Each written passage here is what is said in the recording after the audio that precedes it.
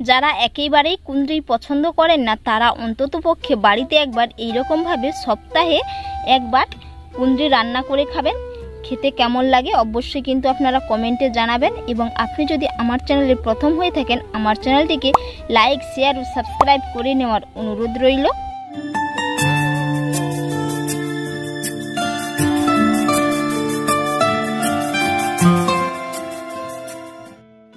আজ আমি আপনাদের এই কুঁদরি দিয়ে দারুণ স্বাদের একটি রেসিপি শেয়ার করব। আপনারা হয়তো অনেকে এই কুঁদরি পছন্দ করেননি এবং অনেকের বাড়িতেও হয়তো এই কুঁদরি কিনেও আনেন না। তো এই কুঁদরি দিয়ে আজ আমি আপনাদের এমন একটি রেসিপি করে দেখাবো। তো এর জন্য আপনারা পুরো ভিডিওটা দেখতে থাকুন। এখানে আমি 300 গ্রাম কুঁদরি নিয়েছি আর সাথে একটা আলু নিয়েছি এবং 3টে পেঁয়াজ নিয়েছি। তো প্রথমে আমি কুঁদরিগুলো পরিষ্কার করে জল দিয়ে ধুয়ে নেব।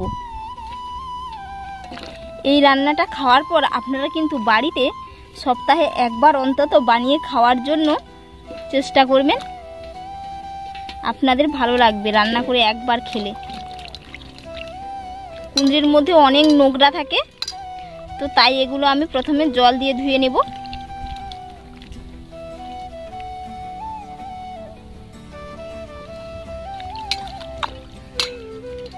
আলু পেঁয়াজগুলো প্রথমে একবার ধুয়ে নেব, এরপরে কাটার পরেও আরেকবার ধুয়ে নেব।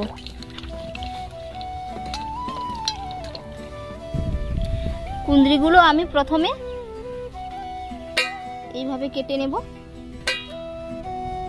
দিয়ে এটাকে আমি দুটো খাতি করে নেব। যদি বড় সাইজের একটু মোটা কুঁদরি হয় তাহলে কিন্তু আপনারা 3টে ভাগ করে নিতে পারবেন। এইরকম করে কেটে নেব। আর যে কুঁদরিগুলো পেকে গেছে ওগুলো কিন্তু নেওয়ার দরকার নেই, ওগুলো রান্না করলে টক টক ভাব লাগে পাকাগুলো রান্না করলে।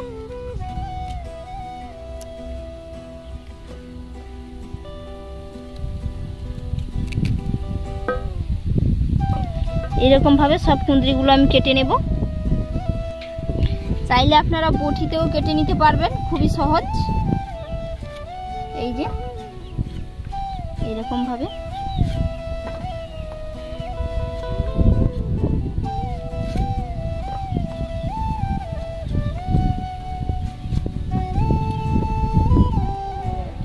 বন্ধুরা, এগুলো অনেকেই ভাবে হয়তো পাখি খায়, কিন্তু পাখি যেগুলো খায় সেগুলো হচ্ছে বনে সে ফলগুলো হয়, পুরো কুঁদরির মতো হুবাহু একই রকমই দেখতে, কিন্তু সেগুলো কুঁদরি না।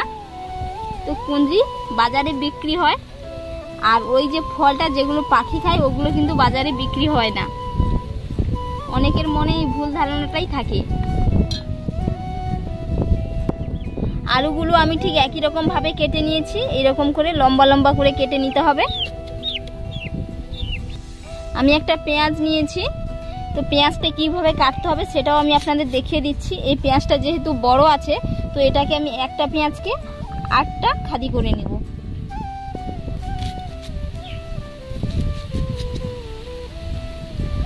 বন্ধুরা, আমি 8টা করলাম না, এটা আমি 6টা করে নিয়েছি। এইরকম ভাবে কিন্তু সব পেঁয়াজগুলো কেটে নেব। এই যে সমস্ত সবজি কেটে নিয়েছি, এবার আমি কিন্তু উনুন জেলে এই রান্না করার জন্য কিন্তু সরষের তেলের দরকার। তেল গরম হয়ে গেছে, এবার আমি কেটে রাখা কুঁদরি আর আলু দিয়ে দেব।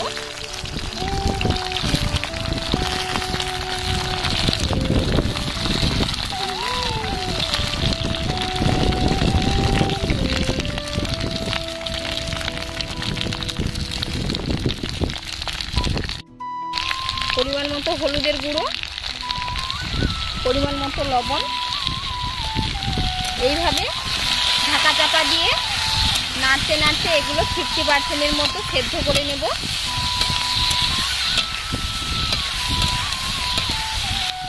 এবার আমি একটা ঢাকনা লাগিয়ে দেব। মাঝে মাঝে ঢাকনা খুলে নাড়াচাড়া করতে হবে, না হলে তলা থেকে লেগে যাবে। এবার ঢাকনা খুলে দেখে নেব। এই যে আলু আর কুঁদরি কত সুন্দর করে ভাজা ভাজা হয়ে গেছে, পুরো 50% মতো হয়ে গেছে। এবার আমি কেটে রাখা পেঁয়াজগুলো দিয়ে দেব। এগুলোও ঠিক একইভাবে ঢাকা চাপা দিয়ে 70% মতো সেদ্ধ করে নেব।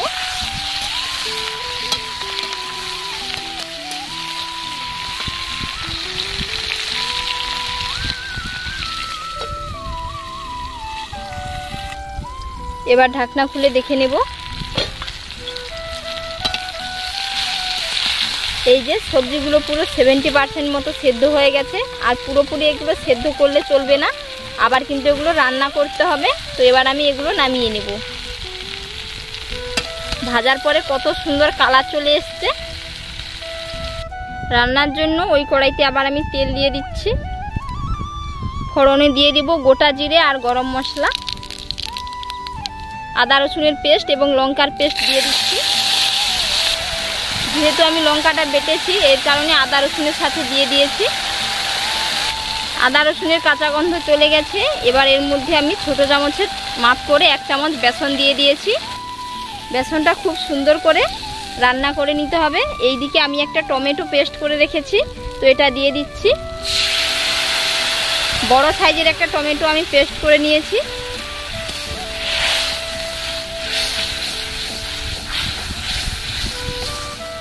টমেটো দেওয়ার পরে তেল রিলিজ হয়ে গেছে। এবার এর মধ্যে আমি ধনের গুঁড়ো দিয়ে দিচ্ছি, ছোট চামচের মাপ করে 1 চামচ। লাল লঙ্কার গুঁড়ো। বন্ধুরা, এই রান্নাতে কোনো জলের ব্যবহার করব না। টমেটো পেস্ট করার সময় একটু জল দিয়েছি, আর জল দেব না। মশলা খুব সুন্দর করে এই যে কষে নিয়েছি, তেলও রিলিজ হয়ে গেছে। এবার আমি এর মধ্যে ভেজে রাখা সবজিগুলো দিয়ে দেব।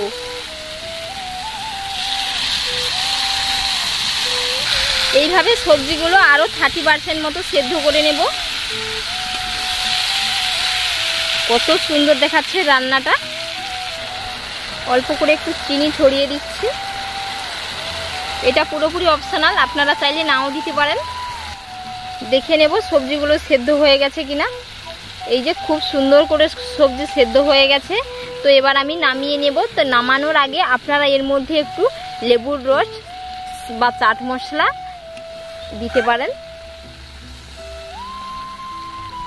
আমি একটু চাট মশলা ছড়িয়ে দিচ্ছি, যাতে রান্নাটা চটপটা লাগে, খেতে খুবই ভালো লাগে। তো দিয়ে এবার আমি কিন্তু এটা নামিয়ে নেব। হয়ে গেছে, তো এবার আমি এটা নামিয়ে নিচ্ছি। রান্নাটা আমি নামিয়ে নিয়েছি, আর দেখতে দেখুন কত সুন্দর দেখাচ্ছে, খেতেও কিন্তু দারুণ লাগবে। তো বন্ধুরা, অন্তত পক্ষে আপনারা বাড়িতে একবার এইরকমভাবে রান্না করে খাবেন, দিয়ে কমেন্টে জানাবেন যে কেমন হয়েছে। ভালো হলেও জানাবেন এবং খারাপ হলেও জানাবেন। আর এতক্ষণ পুরো ভিডিওটা দেখার জন্য আপনাদের অসংখ্য অসংখ্য ধন্যবাদ রইল। আপনাদের